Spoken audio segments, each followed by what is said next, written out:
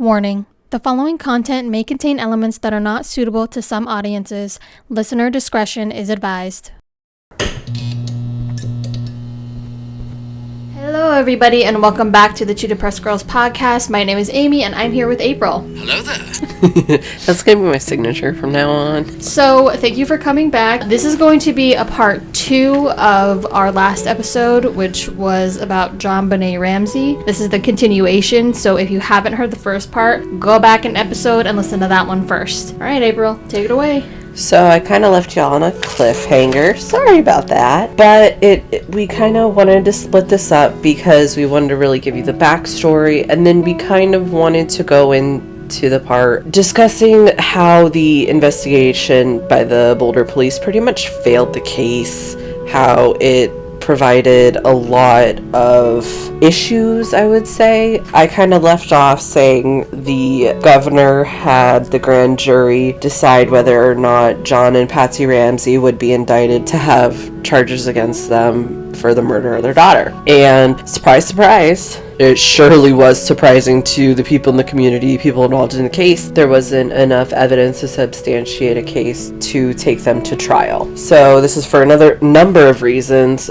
There really was no evidence, there was no murder weapon, there was no motive. The defense did try to put together a little bit of a motive, a little bit of a backstory, saying that JonBenét was a bedwetter, that Patsy found that she had wet the bed and became extremely angered by this and killed her child, and her and John tried to cover it up. There was no evidence of this to really prove anything. They were really just grasping at straws because they wanted to claim that John and Patsy were the killers, sentence them to jail, get them out of the picture kind of thing. That's really gross to me. Don't be like that. Just because it's easier to accuse the parents, you really have to know before you go accusing people of killing their children. Yeah, and I mean, this was kind of something that me and Amy had talked about, you know, why did the Boulder PD, why were they so adamant to try to convict the parents? And I said, you know, there's probably a few reasons. One, it's an easy escape, you know. Two, they don't want to tell people that there's a killer on the streets, and they probably don't want to do the legwork because a lot of neglect was done in this case. There was so much, there was evidence suppressed, it was just terrible, and I'm going to go into so much detail about that because it's just awful what happened and how neglectful that they were. Amy and I watched a documentary on Discovery Plus about JonBenét Ramsey, and it really came from the eyes of Detective Lou Smith. He was pulled into the case by the Boulder DA's office to investigate, collaborate with the Boulder PD, and see what's really going on. And he was actually retired at this time, and he came out of retirement to work on the case. I want to let everyone know he was not even paid for this. He would not allow payment for it. He did it on his own fruition. He wanted to do it. He continued the case. So many years passed just because he was so dedicated. He wanted to find the killer of this little girl. A lot of things were done terribly, beginning with the police letting 18 people into the house, getting rid of any evidence that could have been left behind. You know, it's no longer a sterile crime scene. I'm not, again, I have to always say this, I'm not laughing because it's funny, I'm laughing because this makes me irritated. Like, it makes me, I feel like they probably, terrible. Yeah, I feel like they could have already found the killer if they hadn't have been so nonchalant about this case. Yeah, it just adamant, oh, it's parents, it's always the parents, it's always the family. It's almost like they had already set their mind when they rolled up to the house, like, the parents did it. 100%. 100%. So, I'm just going to kind of list off what had happened, what the Boulder police said, what was in fact the truth, because there was a lot of discrepancies. Yeah, unfortunately. So, Boulder police said that there was no sign of forced entry, there was no footsteps, there was no evidence that anyone had come into and left the house. So, starting with the no footsteps, they're in Boulder, Colorado. What's the climate like in Boulder, Colorado? Well, let's see. It's fucking cold. Yes, and it snows a lot, and it snowed that day. It snowed that day, so of course there's not going to be any footprints because the fucking snow covered it.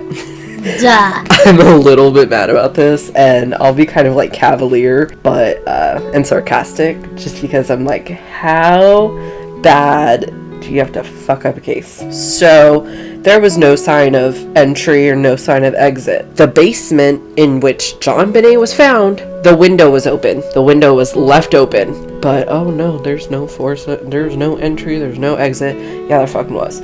So they were adamant that they couldn't have come in through the basement. So Lou Smith, very good man, may he rest in peace. Honestly though, he disproved this. He himself went to the basement window, opened the little grate, went through it, and then used a suitcase that was there. There was a suitcase under this window. There was a scrape on the wall. Lou Smith went down through the window into the basement, grabbed a different suitcase because they had taken that for evidence, grabbed a different suitcase, and climbed out through the window, proving, yes, someone could enter through this and someone can exit through this. There was speculation about the way in which she had died. So Boulder police said that she was hit in the head but ultimately died of strangulation. This is not true. We talked about that skull fracture that would kill someone immediately. Yeah. And the autopsy proved that. But that was something that the Boulder police was negligent about and said, nope, it's strangulation that killed her. It was not. If you, like I said in the last episode, if you saw this,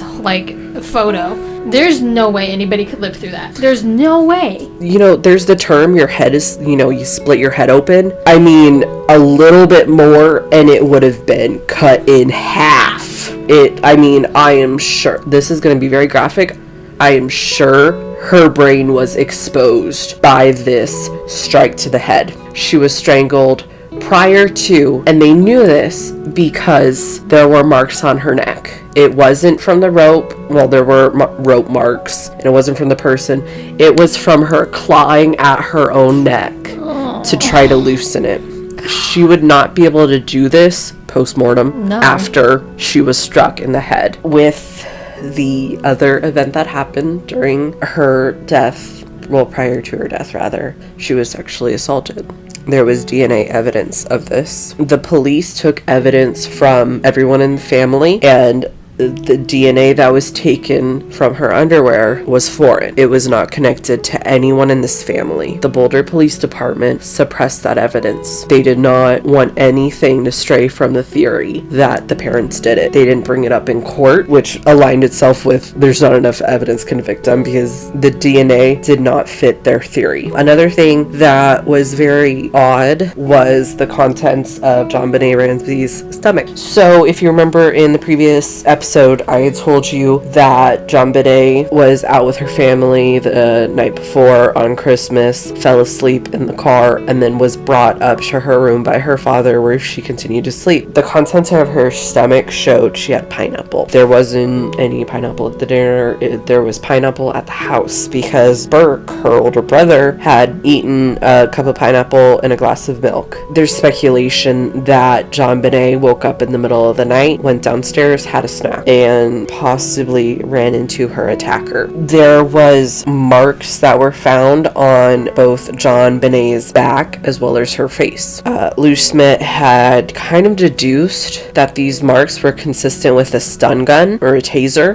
The fact that they were equal diameter, that they were equally spaced apart was very, seemed to support the theory it was a stun gun. The Boulder police did not agree. They brought in an expert to dispute this. Stated it was bruising that was identical marks, same diameter, same distance apart. That's a little suspicious to me. That doesn't seem to make sense. I have no words. I really don't. I think this case just really makes me irritated with the police department because they dropped the ball on this one. They absolutely dropped the ball. But it also makes me think maybe they had something to do with it. I really just think it was the fact that they didn't want to put in the legwork? That, but also present the idea that, oh, maybe there's a killer in our area. Why would that matter? It's, more paperwork for them.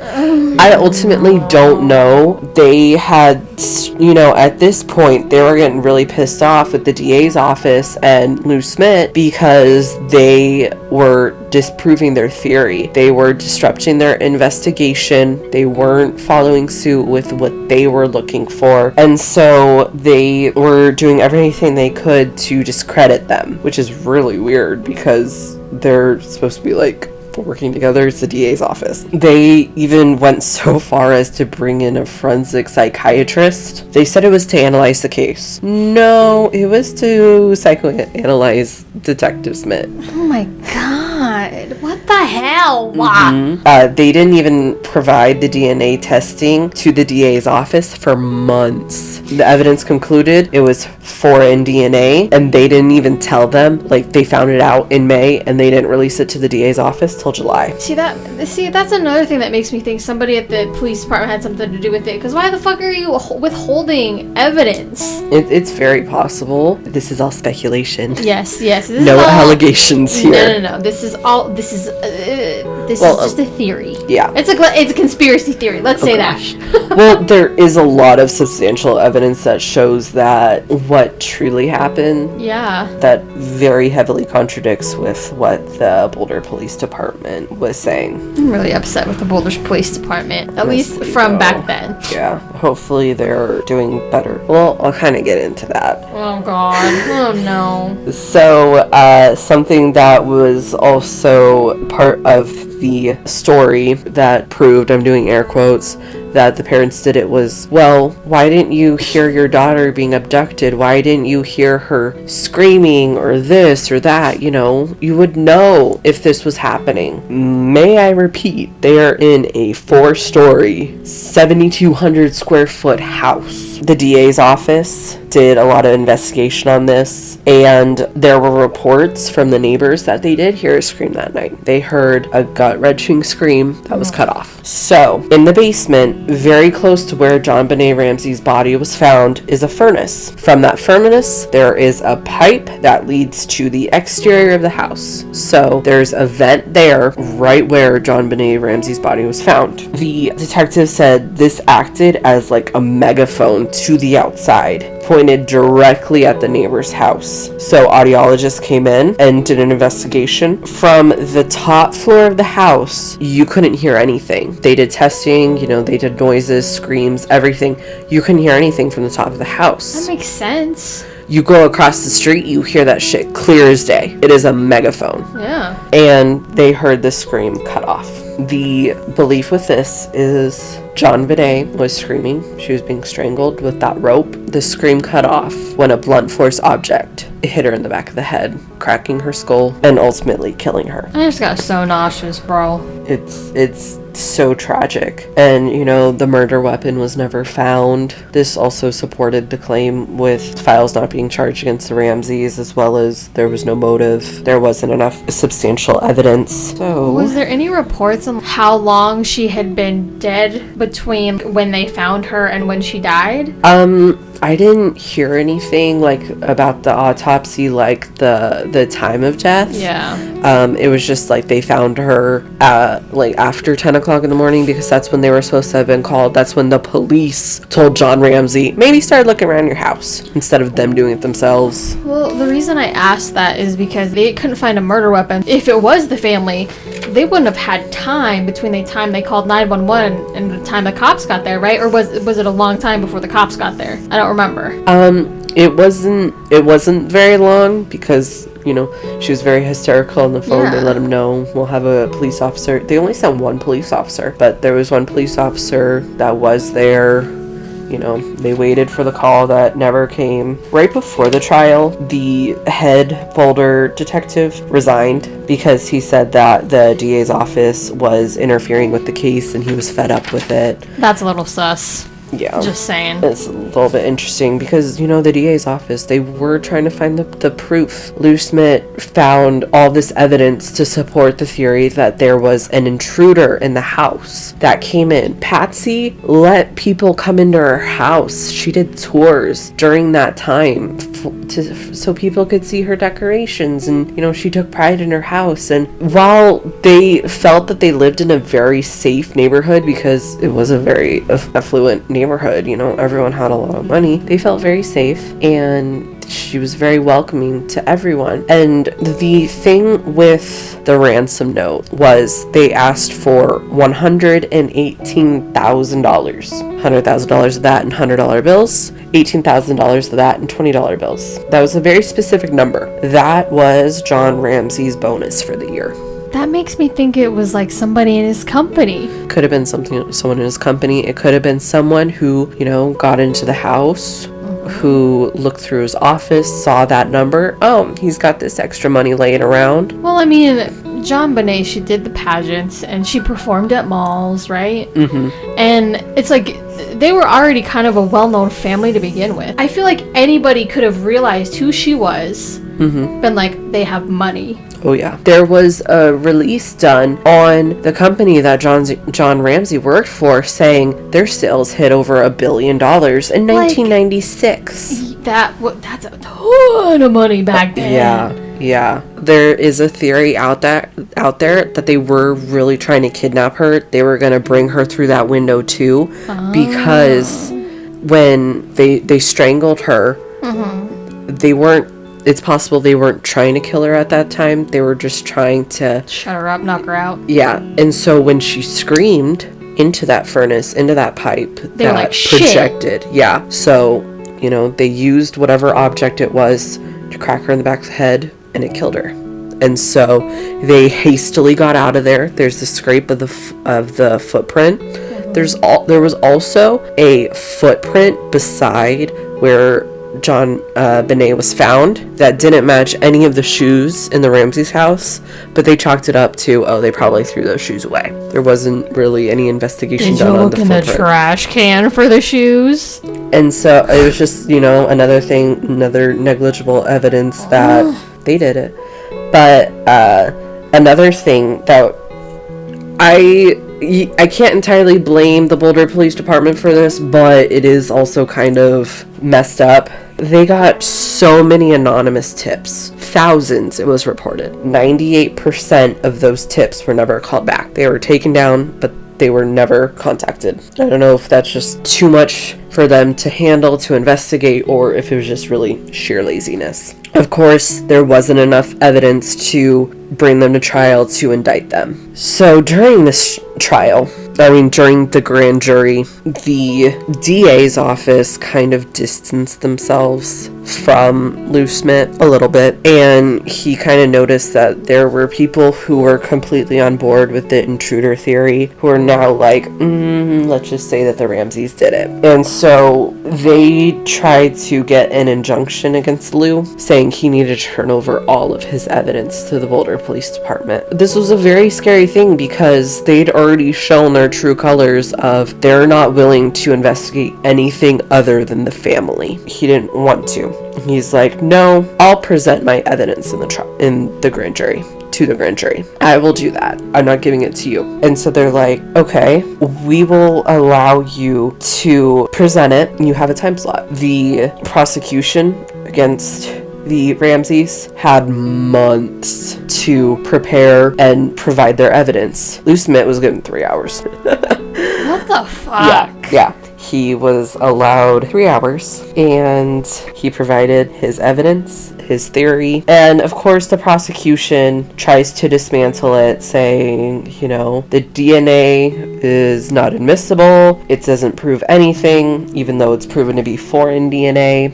They tried saying there was no footsteps, and Lou was like, it snowed that night. He was providing all this evidence. During this time, everyone was convinced that they'd be indicted. The Ramseys were so scared they even got guardianship for Bert in the case that they would be brought to jail to go in front of a trial. Of course, no charges were filed because there was lack of evidence, lack of a weapon, lack of motive. In criminal proceedings, there must be proof beyond a reasonable doubt. That is how you're able to convict someone. Whereas civil court, it's preponderance of the evidence, so it's really just the majority. There just wasn't enough for them to take this to trial. It wasn't until 2008 that the family was finally exonerated. They were no longer deemed suspects in the case. A decade afterwards, a decade after the grand jury said that there's not enough evidence. Tragically, Patsy Ramsey died 2 years before this happened. She died 2 years before her name was free. They were able to deduce this because they did additional DNA testing of the clothing and finally said, no, it's foreign DNA. It isn't anyone in the Ramsey family. I don't understand how that went on for 10 fucking years. Honestly, like, there was so much suppressed and so much that was trying to be hidden that it just, I mean, I don't know. I mean, the media was so against the Ramseys. I don't think they wanted to put the other side to it. It was just so convoluted, honestly. It was so messed up. And it's weird because the police department and the DA's office are really supposed to work together, but they were pitted against each other in this case. Like I said, Lou, he wasn't even being paid for this. He refused to be paid. He had his own moral obligation to the case to JonBenét. He came out of retirement for it. And tragically, Lou Smith did die August of 2010, and he told his daughter every detail of the case and asked her to continue it, and she's on a vendetta to find the killer. But to this day, Boulder police will not release the DNA found on JonBenét's clothing for additional testing. It's still being suppressed. I think that's really gross because I was actually telling April about this, that I had been seeing that police departments in a lot of different areas are using DNA from people that have done like 23andMe and Ancestry.com to find out what their DNA is. Like, the cops have access to these databases that they are probably more than likely gonna be able to find somebody, like a distant cousin or somebody, to at least get on the right track. But it's like they don't want that. I don't know what is going on. It's so convoluted and messed up, and I don't know who has the vendetta to not want to find the killer of a 6-year-old little girl. You don't want to find who killed her. You don't want to find who sexually assaulted her. You don't want to find who bludgeoned her and cracked her head open. It really makes the Boulder Police Department look really suspect to me, because it's like, why are you doing so much to hide this? Why did you send one cop? Why did the cops tell John? Wait, it was John, right? Yeah. The dad. Yeah. Why? Yeah, you should go look around your house. Usually cops want you to stay the fuck put. Yeah. Because they don't want you fucking with evidence. How the hell are you gonna tell this man who lost his daughter that they can't find her? Apparently she's been kidnapped. How are you gonna be like, oh yeah, you should probably go look for her? Bro, that's your job. Yeah. You're the dude with the badge and the gun. You're supposed to go do this shit and go find the little girl. And it's just weird to find out how badly the system failed them and tried to incriminate them, you know? They're not even failing the parents. They failed JonBenét. Yeah. 100%. They fucked her over, and fuck you guys. You guys have the power to try to find out who did this to her, and y'all aren't doing it. Nope. And I'm really irritated.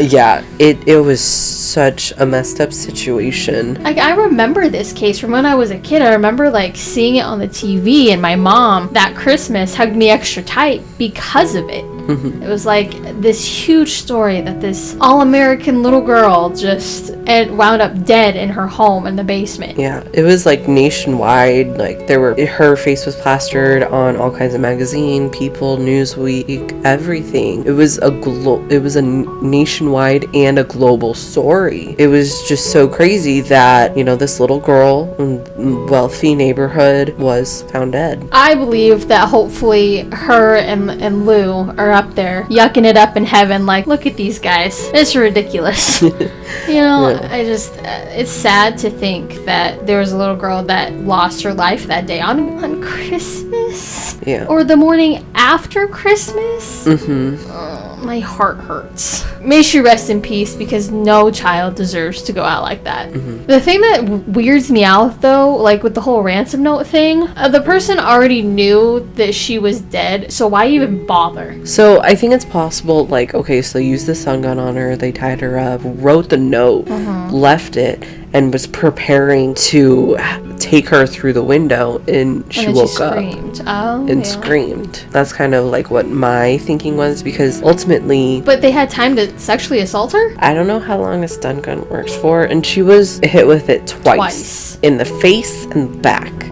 I mean, for 6 years old, I don't know, how much, in the that much. face. I know. Fucking asshole, man. Yeah. I don't give a fuck if they're male or female. Fuck you, bro. I mean, you see people who get tased, like, they're laying on the ground for a long time after that, and she's 6 years old. Yeah, grown-ass men are on the ground screaming like bitches. I can't imagine. And there was tape over her mouth, so I don't know if it was, like, loosened and she was able to scream. I mean, we won't really know the whole story, unless we find the killer and he confesses, but it's been so long.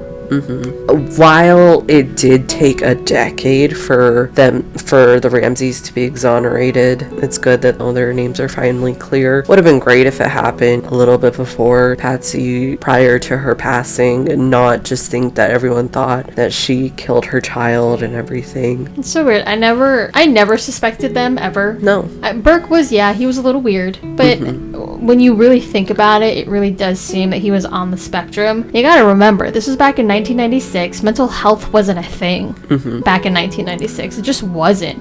And when rich white families find out that there could be something wrong, sometimes they just try to act like nothing's wrong. And they try to be like, oh no, there's nothing wrong with my son. They're not autistic. They're not whatever, because they're ashamed of it. Yeah. And then he later did the Dr. Phil interview. And that one was weird. It really was fucking weird. He was smiling throughout the interview, very nonchalant, but again, that is very typical with people that are on the spectrum. And I mean, I even laugh at uncomfortable situations. I even try to make light of something because it is so uncomfortable. And that was his baby sister. Like, I can't imagine having to see that and watch your parents be devastated. Have them, being pitted as the killers. Yeah, and then people suspecting you. And how old was he? I think he was 9. Oh my god. All right. Well, there's still no actual suspect, right? No, not from what I've gathered. So they're still working on it, though. So it may be a cold case, but they're working on it. Apparently. Well, also, so the documentary came out in 2021 this year. I don't know why I said it like that. That was weird. But I think it really brought a bunch of new light to the situation. Yeah. And really piqued people's interests again. I didn't realize that the media was trying to be like, instigators. Yeah, they really did a lot in this case, and assholes, there's so much misinformation and not trying to corroborate properly or even try to go back and fix what they said, because they said, oh, they're looking for child pornography, and that's just how they left it. They didn't confirm or deny whether or not it was found, because there was nothing found. But of course they don't want to say that and not make them look like the devil. The devil. Alright guys, well that was the final part 2 to the JonBenét Ramsey case, at least everything we know so far. So you should definitely go check out that documentary on Discovery Plus, because it was really informative, and I'm glad April showed it to me because I had no idea. Yeah, they did a good job with that one.